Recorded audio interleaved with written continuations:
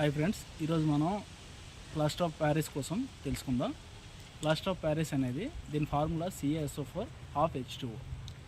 అయితే ఈ half H2O అనేది అంటే ఒక వాటర్ మాలిక్యూల్ని సగంగా అని చెప్పొచ్చు అనమాట. అంటే ఎప్పుడు ఏదైనా ఒక మాలిక్యూల్ ఇన్ కెమిస్ట్రీ ఏదైనా ఒక మాలిక్యూల్ అది ఒక ఫుల్ మాలిక్యూల్ అది ఎప్పుడు సగం సగంగా విడిపోదు అనమాట. అంటే H2 అనేది ఒక వాటర్ మాలిక్యూల్ కాబట్టి దాన్ని హాఫ్ H2Oగా రెండు మాలిక్యూల్గా సెపరేట్ చేయలేమన్నమాట. అది విడిపోతే H+OH- అయాన్స్గానే విడిపోదు, కానీ దాన్ని హాఫ్ H2గా రెండు హాఫ్ H2Oలుగా మార్చలేమన్నమాట.